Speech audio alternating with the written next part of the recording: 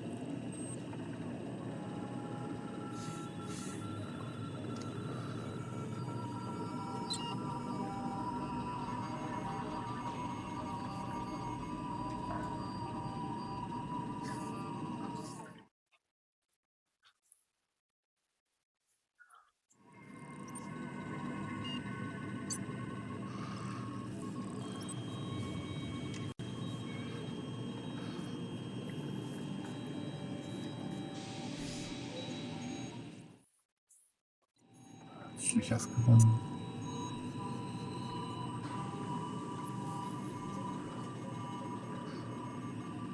Ach.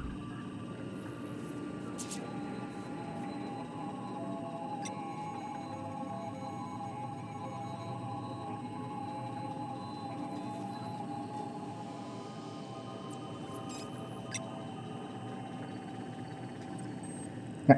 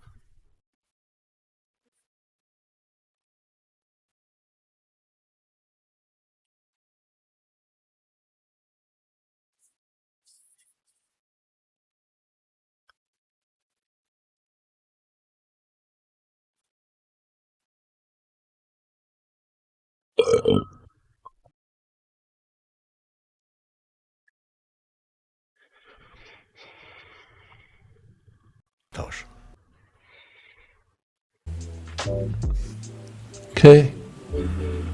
Now.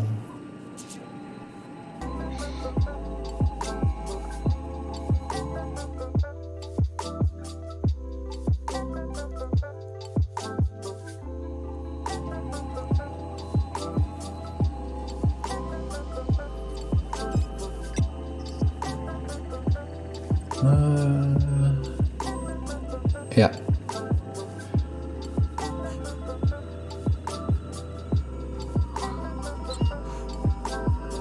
Let's see if we are on. And it's black, but can be. There's something wrong now.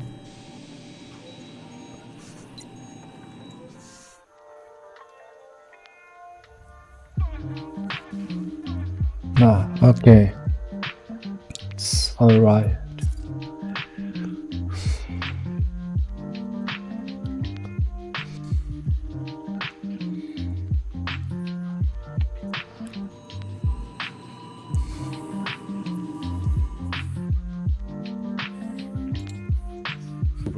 I had a few replies on part 1 about why I'm not releasing this in one large upload. While there are many aspects to why I'm doing it this way, the biggest reason would be time to edit. As available time is limited with 2 uploads per week, a third one has limited research. Thank you for understanding, and please enjoy part 2 of my conversation with Dr. Robert Zowie. So you think he really doesn't do this because of the money? You think he does this because he wants this goal to be achieved? Absolutely. Right. Absolutely. Okay, no, Musk, no, this is not, Musk likes money, everybody likes money. Well, of course. Okay, He doesn't want to be a billionaire. Okay, but for Musk, money is a means, not an end. That's absolutely clear to me. That was clear to me when I met him, in terms of what this guy is about. If you went to Elon Musk and said to him, and look, we have I the have found this first place game in attrition. the Virgin Islands where there could be a casino and we have the rights to the dock and this is a sure bet and you'll make $1 billion if you do this, he'd throw you out of his office. Okay, Donald Trump would say, Yeah, of course. okay, that is... Okay. Musk is not a nice guy, but he is a humanist of the first order. Okay, by which I mean that he is driven by the idea of doing something profound for humanity. Okay, and so, in fact, Sorry. Musk, back in 2001 or so, he joined there's one dude behind us. And Where? for a while. But then, at a certain point, he said to me, look, I'm not the kind of guy that... Above me, more. ...part of somebody else's operation. I gotta lead my own. And I have to tell you, look, I've already made all the money I could possibly use in my life. And the question is, what am I going to do with the rest of my life? And I want to do something important. And I'm debating between 2 things. One is humans to Mars, and the other is solar energy. We felt that solar energy was going to be the key world-changing technology of this time period, and he could do something important to that. Okay. And of course, I argued for Mars. I said, look, solar energy, the business case for solar energy, if you could make it cheap enough, is obvious. Anyone who has a useful idea of improving the technology or the cost of production or the form of the business to stay my way, you brown. Or anything. Why? Find investors. Yeah, big Okay. market. But, you know, but coming to someone, here's my business plan, I'm going to send humans to Mars, you know, Wall Street will throw you out the door. Yeah. Okay. So, if this is going to happen, solar energy, if somebody can make solar energy competitive against fossil fuels, then solar energy is going to happen big time. Invisible hands will do it all. It doesn't need Elon Musk. No, it's going to run by itself. Yeah. Yeah. But Mars is now. In the end, he decided to do both, and the electric car comes to do too. Yeah.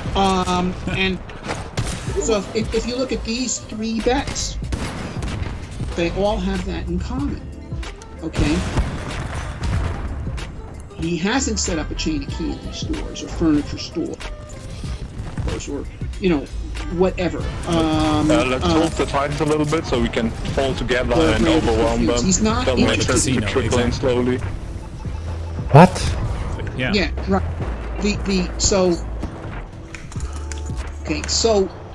now he is, as I say, in my book, The Case for Space, and we do discuss this a bit, my analysis of his personality, and I'll be very frank, he is a hero in the Greek sense. That is, he is someone who is driven by a desire for chaos, which is eternal glory for doing great deeds. Yeah. Okay. Yeah. So, So that's why you'd say he's not a nice guy, but he's a humanist. So he's fighting for a good goal.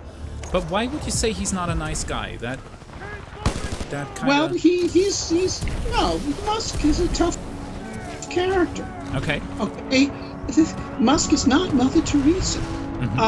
That's not who he is. That Musk wants eternal glory for doing great deeds. He doesn't want cheap fame. Okay, he's not interested in Paris Hilton type fame. Okay, and he does absolutely want the glory for the deeds. He doesn't want to do the deeds without the glory. Okay, if you could look at one of the more unattractive episodes associated with Musk in the recent period was how upset he got when he did not get to be the one who rescued his cave in Thailand. Everybody knows that story. Yeah. Okay. So he's not, you know, a saint, but he's a hero. And this is what makes heroes, okay, in the real world. Okay, they are driven by a desire. So it's kind of stupid. Great deeds, and that is exactly what he's doing. Great deeds. Yeah, I agree, definitely. What he's saying. Let's talk about your own part in this whole play, basically. Mars Direct. Could you explain to my audience what the whole idea Let's behind pull it back is, and how, just maybe if you think so, it diverges from Elon Musk's idea of achieving these great deeds. Okay, well, of course, Mars Direct was there before Musk, so one could look at to what extent Musk has embraced Mars Direct and he's emerged from it. Correct. Okay. The Mars Direct was a radical break from the NASA paradigm, which had been established by Von Braun, of building space stations and then using them as platforms to do on-orbit assembly of gigantic planetary Not bad. Not which bad. would then be built with multiple launches and all this sort of thing, and which would then be flown over to Mars and then you would send a small landing party, or a large landing party down to the surface of Mars, but conduct a brief mission, and then you'd fly back, rendezvous with the thing,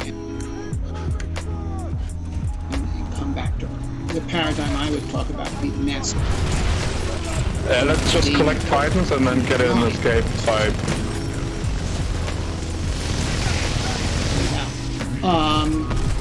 And which was the direct opposite to the Mars Direct counter. Yes. Okay. That is Mars Direct, which is based on direct launch to Mars, no on-orbit assembly, no orbital infrastructure. In fact, no orbital launch. Let's just one day when they win the round, because I don't think we can stop it. Let's just drop the Titans then we're gonna destroy their Titans, so they can't destroy the dropship. All enabled by the use of Martian resources, starting on so, Let him. Why not? So it was a radical simplification. 2 heavy lift launches per mission. First to send the Earth return vehicle to Mars. It would then make its propellant. Now you have a fully fueled Earth return vehicle sitting on Mars, then you shoot the crew out to Mars. In a habitat craft that just goes one way, lands on Mars near the Earth return vehicle. They conduct operations on Mars for a year and a half, and then the launch window opens up, you get in the Earth return vehicle, you fly back to Earth, you leave your habitat behind on Mars. Each time you do this, you add another habitat to the base. Before you know it, you got the beginning of the first human settlement on Earth. And of course, the propellant to be made on Mars is methane and oxygen. Oh shit. I was taking on the wall. Martin Marietta, there are subscale machines for doing that synthesis, and even though to NASA, so whatever is strange seems very difficult. And so this idea of making propellant on Mars, to many people in NASA missions seemed off the wall. Or at least very advanced in technology. But in fact,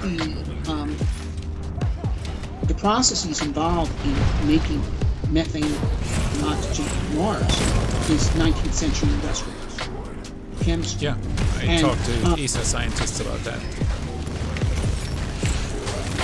Yeah, no, there's no doubt about it, and so in fact, it's the only significant operation in the mission that could have been done in Jules Verne's time. So, compared to the complexity of getting something to Earth orbit, let alone Mars, it's much smaller problem. Okay, and but it has enormous impact on the mission. So. Okay, so that's Mars Direct. Now, Musk shit. significant elements of that. He does use direct launch to Mars. He does not use space stations. He does long duration stays on Mars on the first mission, and direct return from the Martian surface, just like Mars Direct, using propellant. Now, that's a very important thing. Doing direct return from the Martian surface is absolutely absurd if you're not going to move the propellant to Mars. Okay, because you would have to launch a tremendous amount of mass to Mars. In other words, lunar orbit rendezvous, Mars orbit rendezvous was done on the basis of the idea that you don't want to deliver to the surface of a planet the propellant to ascend. Okay. But if you're not delivering the propellant, if you're making the propellant on the surface of the planet, then direct ascent becomes possible. And let me tell you, very long time ago, when I was a young engineer, I had a conversation with one of your countrymen by the name of Craft Erica, and at that time, I was an advocate of electric impulsion. Okay? High specific impulse, that's the way to go. Mm-hmm. And Kraft said to me, you got it wrong. The place for power is on the surface of the planet. And the example that he worked through was direct return from the surface of the moon. And at that time, we didn't know there was water on the moon, but we certainly knew there were rocks that were largely oxygen content. And so the idea that you could make lunar oxygen was clear.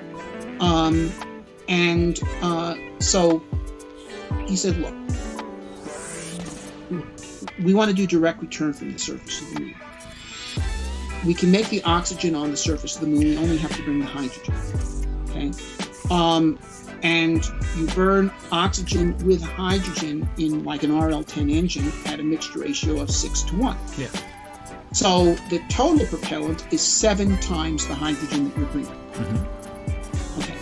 Now RL10, which by the way he invented, had a specific impulse of 450 seconds. Okay. You multiply 450 times 7, it has an effective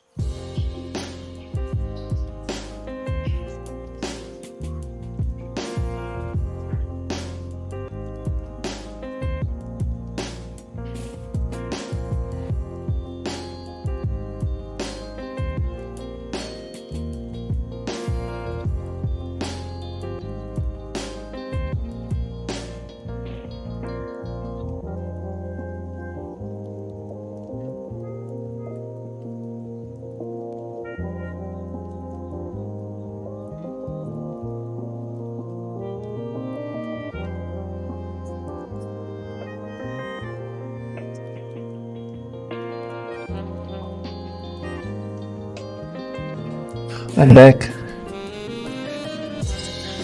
specific impulse of 3,000 seconds, but at high thrust. Yeah. So the idea is that if you're doing in situ propellant production, what you're really doing is taking the energy of this nuclear reactor or solar power system of that matter, and you're integrating it over time and storing that energy in the form of propellant, Yep.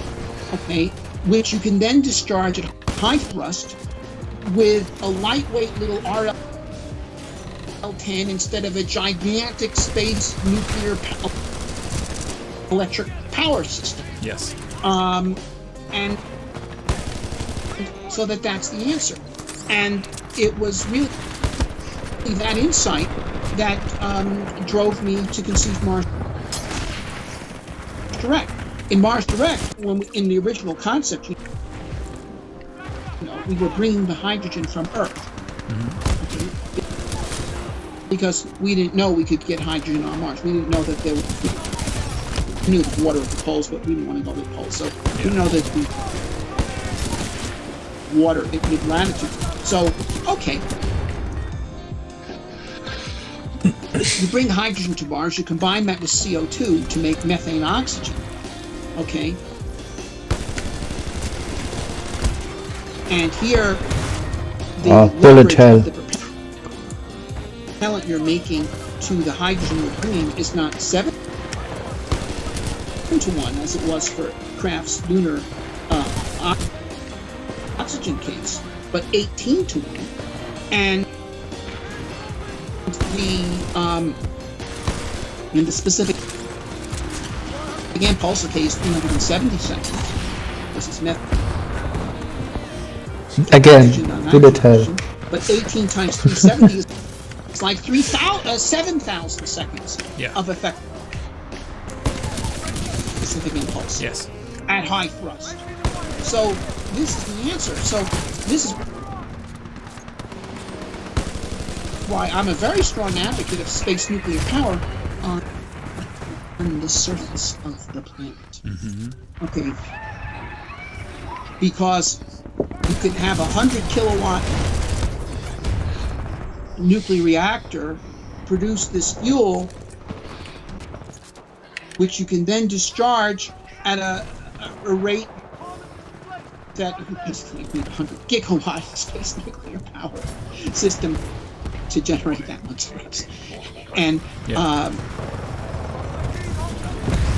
and that What engine would weigh happened? like You killed me before I can jump inside. instead of a few RL-10s that together weigh maybe 1 ton. Yeah. And the so that's the answer. Okay, so direct to the Martian surface, direct return. Let's wait for the Titanfall. It's Now in Mars like direct, get rid of their sent Titans a first as pilots, because other. Okay, bro, relatively let's small do it. return vehicle to Mars first. It refueled, and then we send a habitat craft with the astronauts. Okay. The total power requirement was order of about 100 kilowatts to make enough propellant for the Earth return vehicle. Okay. Okay. Now, Musk wants to use in his architecture the entire Starship, which is much bigger than the Mars Direct Earth return vehicle, for return. Yes. And so instead of 100 kilowatts, it needs more like 1,000 kilowatts. And he wants to supply that with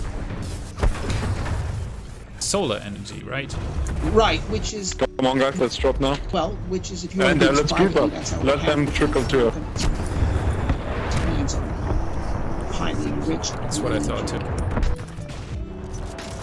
Yeah. Okay. And so this is a big problem. So it's like 10 football fields, a solar panel. And then furthermore... He seems determined to do it though, right? Yeah, he is. Now, it's just... Okay.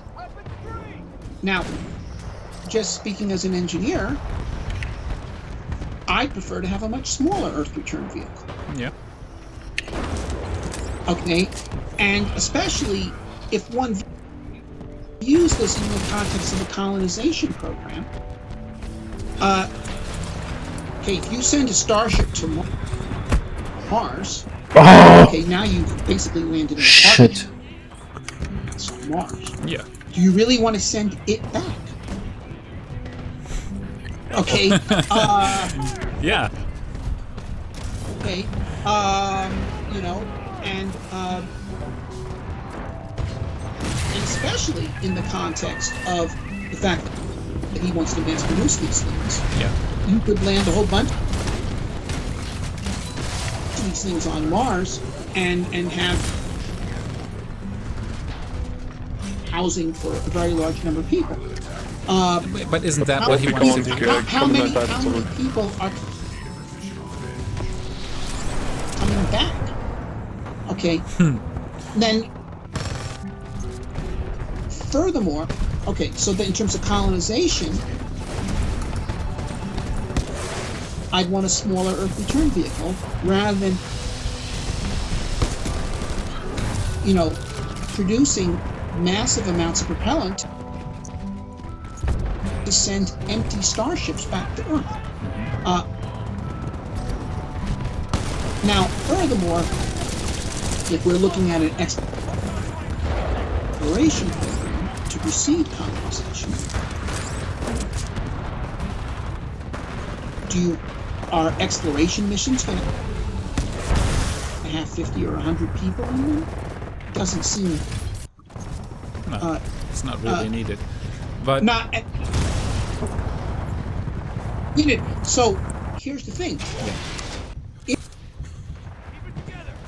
If you created a mini starship sized essentially to be the upper stage of the Falcon 9. Okay. First of all, that combination itself would have a lot of commercial utility. It can be a fully reusable medium with launch system. You already have the first stage, not only developed but produced. Titan campers. But so that'd be something. But you could also put that in the starship and deliver it fully fueled to Earth orbit and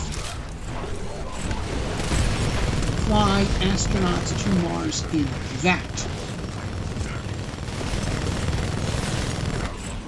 In other words, you wouldn't need to refuel the Starship in Earth orbit to fly it to Mars. You would just fly the Starship, basically use it as a full... we're gonna lose the round anyways. Let's just get the tanks ready and secure the escape.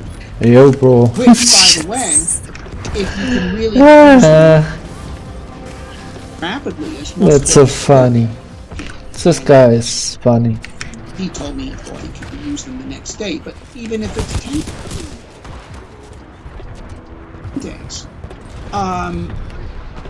if you send them to Mars and back, you're not going to be able to reuse them for 900 days. So if you want to get maximum utility out of the Starship, frankly, the faster he can use them, the more it militates staging off of it rather than sending it to Mars and back. yeah, his approach is building 1,000 of them and sending them to Mars, and then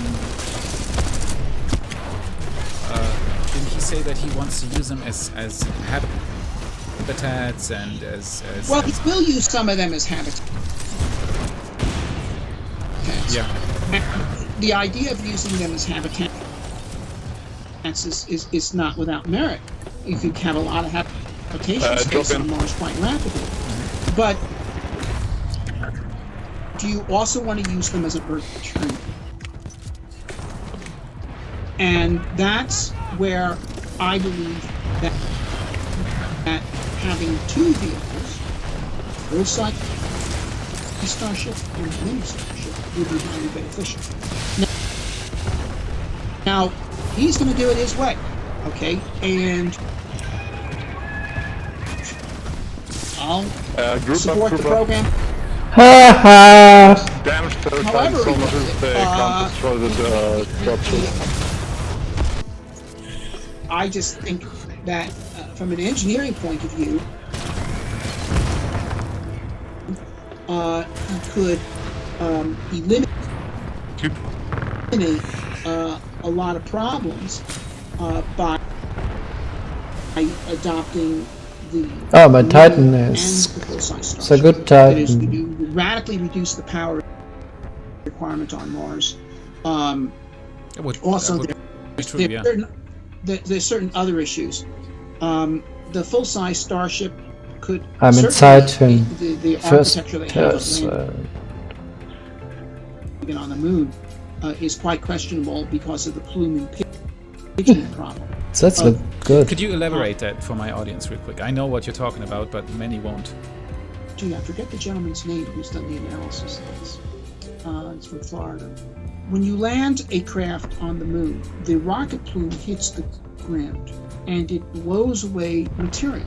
And I forget the function, but it's more than linear. It's at least the square of the cube of the thrust is the amount of material that gets blown away. So it's a high function. So it's one thing to land a little Apollo LEM on the moon. It's another thing to land a Starship and especially a starship that has with it the propellant it needs to do trans-Earth injection. And this guy's calculation was basically this thing would create a massive crater that would not only endanger it, but anything in lunar orbit, because the exhaust velocity of a methane oxygen rocket engine is higher than lunar escape velocity. And so you could actually bombard things in Earth orbit with debris from the landing of a starship on the moon. The odds of hitting something would be low. Of course. Space is big. So it's inappropriate for that. Now, Mars is not as bad as the moon in that respect, but there's some questions there, and some analysis needs to be done. Now, of course, once there's a lunar base, they can prepare pads that will be covered with metal or consolidated melted material, and they won't be, once that happens, then perhaps you could land a starship on the moon, but somebody's got to prepare that pad for you. Yeah. On the other hand, I think Starship could be enabling for Artemis, just used as a fully reusable heavy lift vehicle, Earth to orbit, delivering more payload than SLS at 1/10 the cost. Yeah. And so it's not like you can't use Starship for Artemis. You certainly can, but simply by using it what it is best for, which is a fully as a fully reusable heavy lift vehicle. What's not to like? It's a semi-truck to space, basically. Yeah. Yes. Yeah. But as a landing craft and a ascent craft from the other worlds, it doesn't seem appropriate to me. I'm not saying he can't do it, and if Musk wants to brute force Mars with Starship alone, he probably can do it. But I just think that this other path would be more efficient. I'll tell you what it's going to be. Musk will push down his route. I mean, look, his attitude is correct. His attitude is, show me why I need it. Okay? And that's the correct attitude to have. Okay? It's the exact opposite of NASA's attitude, which is, tell me all the things I might need. Yeah. Okay. So, and that's what you have with Artemis, especially, well, there was somewhat been a correction, but somebody comes along and says, well, you need a lunar orbiting space station. Well, we didn't need it last time. Well, you might need it this time. Okay, I'll do it. Yeah. As opposed to, tell me all the things I might need, Musk is, tell me why I need this. And that's the right way to do engineering, which is to come up with the simplest plan you possibly can, and then complicate it just enough to make it actually work. Yeah. So his attitude on this question is emphatically the right one. Show me why I need this. Okay, I want to do this with just one flight field. Yeah. Show me why I need as simple this. as possible. Exactly. So Okay. you just need one manufacturing plant. Okay. Yep. So that's the correct attitude. I just happen to believe that having the second one here would eliminate many more difficulties than its development would entail. So you think it would be something that would be worth pursuing, just because you don't need that much space to return back from Mars? Right. And you're not sending 1 million people from Mars to Earth. Some people at SpaceX, perhaps Musk, came up with this idea, a similar idea of a new starship, as a precursor to Starship, test vehicle. And I think that Musk correctly rejected that. That is because he knows he doesn't have forever. Yes. Okay, Yeah. So my concept is not doing this as a precursor for Starship. Although they'll probably be flying sooner than the full-size Starship if it was developed in parallel, because the first stage already exists. Yes. Okay. But rather as a parallel development to enhance the range of capability use of the Starship mission architecture. Okay, so just as another tool to use whenever appropriate, basically. Right. Yep. Let's just assume it all works out. Let's just assume like serial number 3 is right now, I think, rolling out the test stand and everything works, and we have the static fires and we go through these hops and then we develop it as far as we can and then actually do these Mars missions. What do you think would be the implication for humanity being in possession of something like Starship? What could we do with it? What would be the possibilities? Maybe even beyond a Mars colony. What would it change?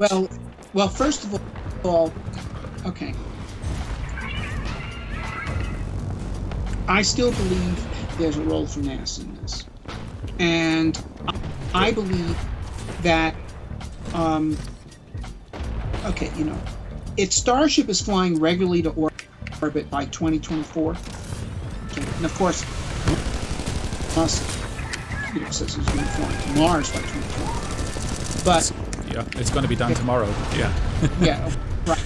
But let's take a more conservative prognostication that Starship reaches orbit first time perhaps in 2022 and is in regular service to Earth orbit by 2022.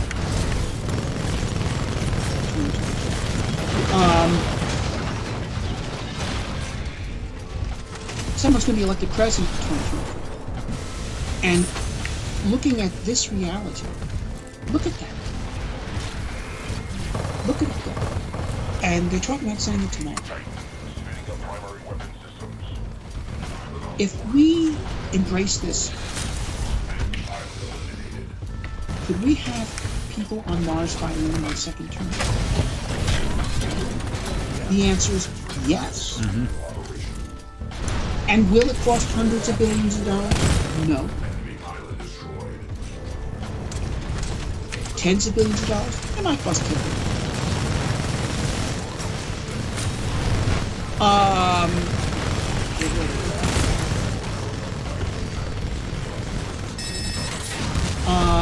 So at that point, I think we could get a public-private partnership on this. And by the way, and that's how in the end we're gonna, well, Starship will have commercial applications, but it will also have applications doing this for NASA for money. And the so he will get his money on this investment. Yes, I believe right now, assuming civilization does not collapse due to the current pandemic or something else, that there will be people on Mars by the end of this decade. And I believe that the Starship will play a role in that, whether going all the way to Mars or just being used as a usable heavy lifter that lifts smaller vehicles.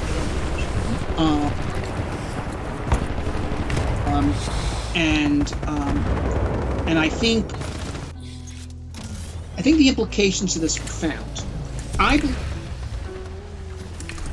believe that the biggest threat to humanity in this century is the same thing as the biggest threat to humanity in the last century.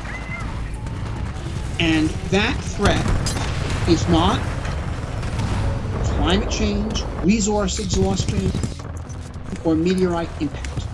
So this wraps up part 2 of my conversation with Dr. Robert Zubrin. The final part will be out next Saturday. What do you think about the mini Starship, and what's your guess on what's the biggest threat to humanity in this century? As always, tell me in the comments. Thank you for watching this episode of What About It, and now would be the appropriate time to hit the like button, subscribe, and don't forget to hit the bell button to actually receive a notification when I do my uploads. It's a version of support that doesn't cost a penny, and it does help me to produce more and better content. And if you do want to spend your money, consider becoming a patron to get insights into the production of What About It and chat with me on the Discord. Or you could buy yourself a new shirt on our merchandise store and look like me. There are plenty original designs available in good quality for a low price, made by a space nerd for other space nerds. It all helps me to give you the latest and greatest about space and science. I hope to see you on the next episode. So, until then, have a great time.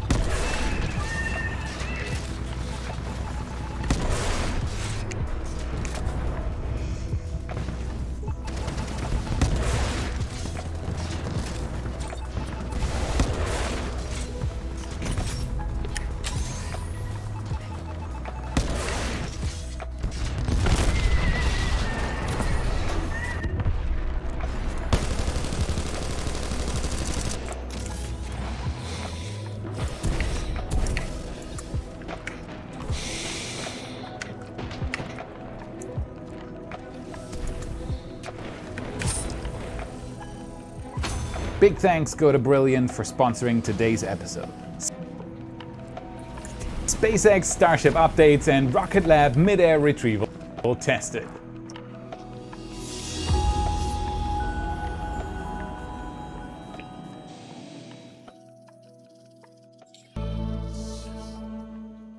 Ladies and gentlemen, my name's Paul, and in this RedGamingTech.com video, I want to discuss with you several aspects of the PlayStation 5 that, quite frankly, I don't think have merited their own video, but I have learned during my discussions with developers. Now, some of this stuff is kind of bitsy, but that's kind of the purpose of this video, given it's a slow news day anyway, and a couple of topics I have been asked by people, so I might as well just throw all of this into one video, and hopefully it's enjoyable to you, so let me know what you think in the comments or on Twitter, which of course is linked in the description of the video. With that said, the first thing I'd like to start with is the operating system. So the PlayStation 4 uses FreeBSD, and it's been very successful with Sony, and Sony are continuing this with the PlayStation 5. So the underlying OS is still FreeBSD based. As for the GUI, well, developers right now do not have a finished version of the PS5 operating system. There are certain features that are enabled and do work, for example being able to suspend a game and jump immediately into another one, much like the Xbox Series X there, but a lot of functionality is supposedly not implemented yet. This is something that Sony are allegedly holding back, most likely so that certain features... No, you don't do kamikaze with me. Including the operating system. Including the ability to kind of have like a Netflix approach for games. This means that developers will be able to kind of let you know ahead of time, hey, doing this particular activity in this single player game is roughly 30 minutes, or this activity, well, it's kind of a long mission, that's going to take you around an hour of gameplay so you achieve what you want to. And of course this will enable people who are time limited to not feel that they don't have anything they can really achieve in a specific game because they are time limited, and instead just end up playing Call of Duty or wandering around leveling up in a specific title. So in other words, this is to encourage you to switch between a game and to really maximise your enjoyment of the console. Now personally, and I'm speaking from my own personal preference, I don't really know if I like the idea of this, but I'm saying that with complete ignorance exactly how it's notified and how it exactly works. I say this because I kind of like going into a game with as little information as possible, right now anyway, just because of the nature of my kind of involvement in the industry so much. I try to avoid, when it's a game that I really am looking forward to, I try to avoid, especially as it gets closer to launch, as much of the information as possible, because I kind of don't want to get spoiled, and I don't really want to know how long a specific mission is going to take. So it's going to be interesting to see how all of this kind of evolves. I don't know the specifics there, but that's just one example of things that Sony are, of course, introducing in the UI. I know there's quite a number of others that Sony have spoken about publicly. Thanks. Many of them have not spoken about publicly. But getting more into the nitty-gritty of the video, what about performance? Well, I'm told at the moment it's extremely good. Developers aren't coming up with any major bottlenecks. The only exception to this seems to be a bit of disagreement on memory bandwidth. One person I've spoken to does seem to insinuate that memory bandwidth, if everything is going on at once, that is, the Tempest engine is being heavily used, the GPU is being heavily hit, as well as the CPU, there can be memory bandwidth bottlenecks. But a couple of other people, have told me that this isn't the case, at least with code they've been running. So I'm really not sure how to kind of come to the conclusion of that yet. Only that, I guess, the majority of people have said that memory bandwidth is not a problem. You may recall that one of my earlier sources had told me that internally Sony were considering bumping up the amount of memory bandwidth in the console. But honestly, I'm guessing that this is just not going to happen at this point, given that there are so many concerns, not only of course with Sony, but gamers in general, that the system is going to be so expensive, and even if it doesn't end up costing us a whole lot of money, it's still going to probably cost Sony some money. Obviously, if they sell it cheaper, it may either eat into their profits, or they're going to have to sell each system at a loss. So I don't know if increasing memory bandwidth would be feasible at this point. And bye bye bye. It would mean that they would have to go with faster memory, which would crank up the cost of the system. So I'm guessing that it will finally ship with 448 gigabytes per second. However, I have been told that until the console hits mass production, things can change basically last minute. With the developers I've been speaking to, generally speaking, performance has been pretty damn stable on the system, and of course most games are more GPU focused anyway, so the console is doing rather well.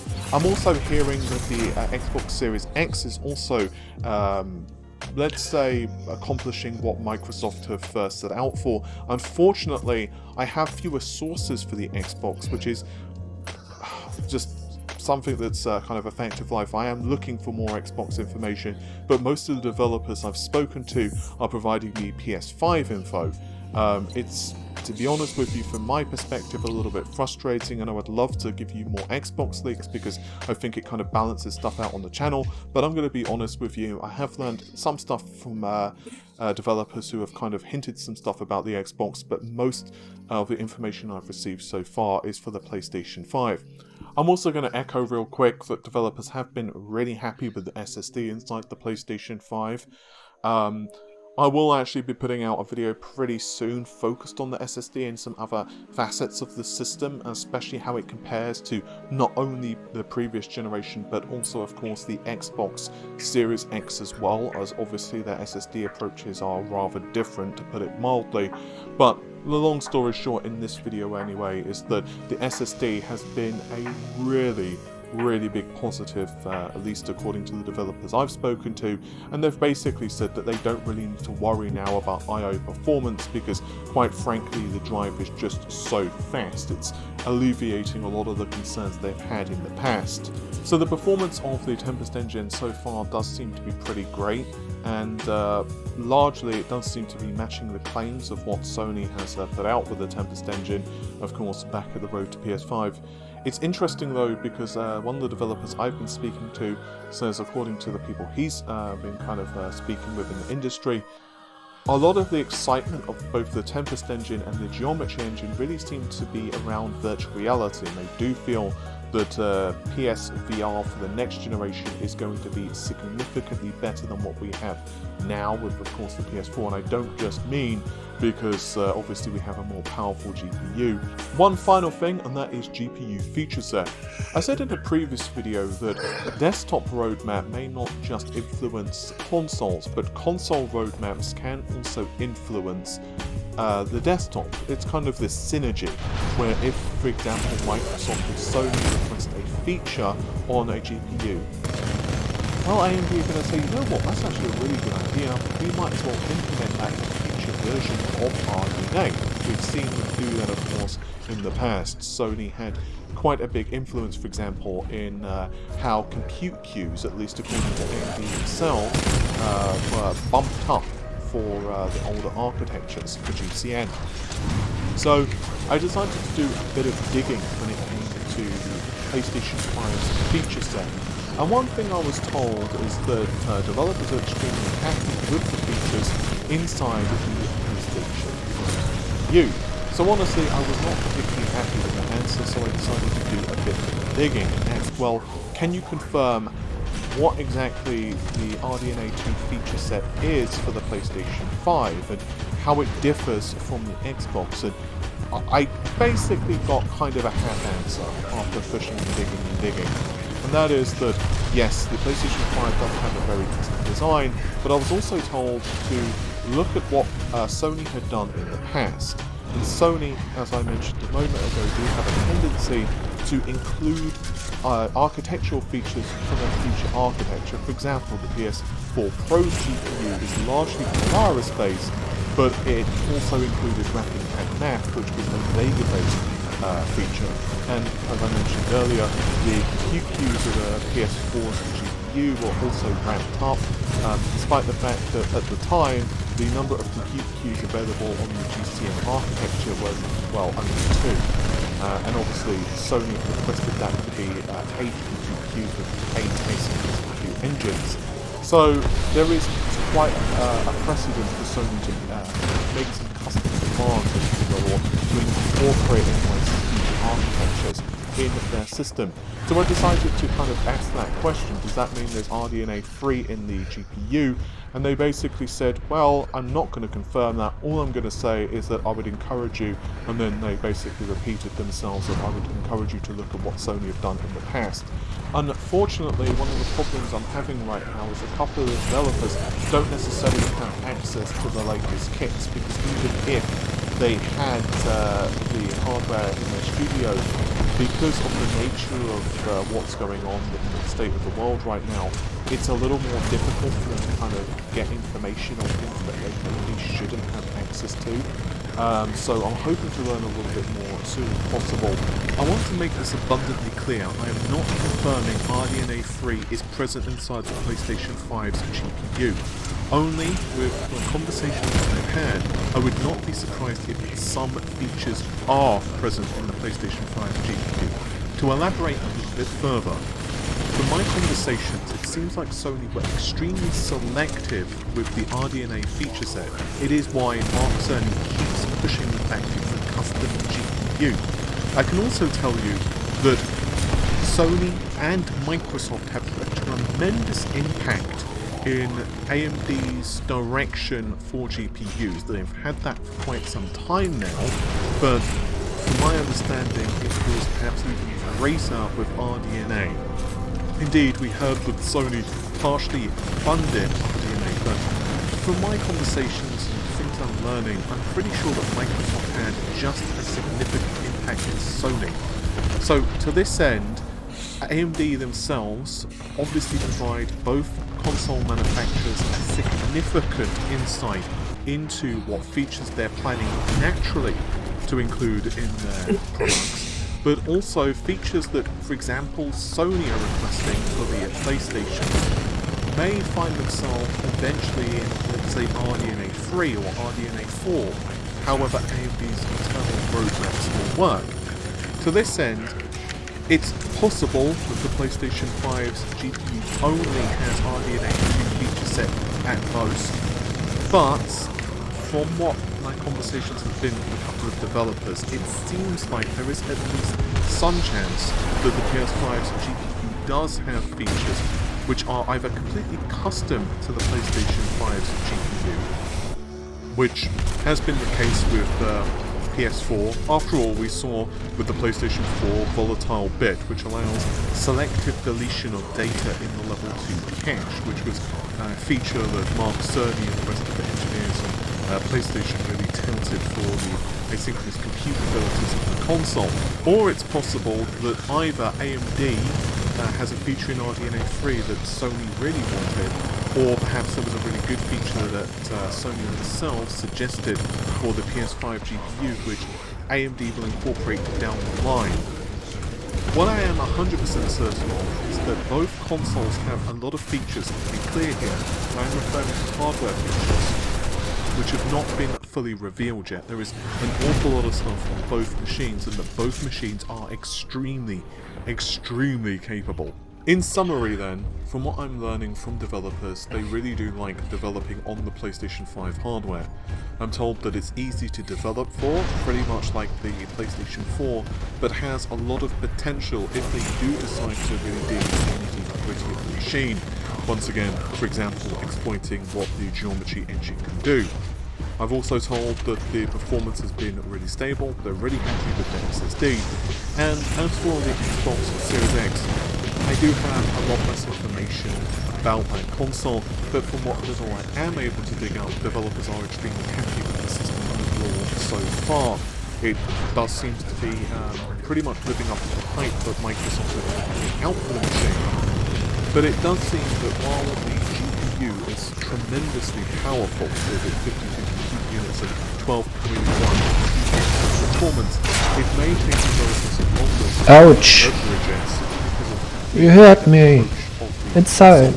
But things are still quite early. From what my understanding is, it really is dependent on the code. This is probably one of the reasons that you're hearing so many differing opinions of which machine is actually better. Quite frankly, I think it's going to be heavily dependent on A, developer experience, B, what game engine you're using, which is obviously going to significantly impact things, and of course other things as well, like the particular scene that you're trying to render and so much more. Basically, there are a lot of different factors which can come into all of this. Oh, and one tiny thing that I forgot to mention earlier on in the video, although it's fairly obvious at this point, but both Unity as well as Unity have been updated fully to take advantage of the PlayStation 5 and the Xbox Series X features, and this does include things such as hardware-based ray tracing. Anyway, hopefully you've enjoyed the video. If you did, the normal stuff, like, share, comment and subscribe, and I'll see you soon. Take care of yourselves. Bye for now.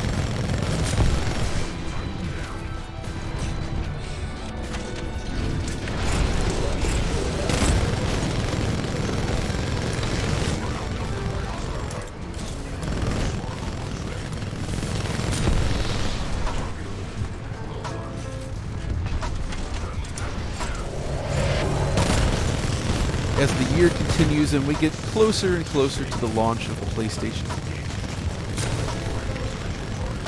5, we're left wondering about some of its secondary features, specifically backwards compatibility.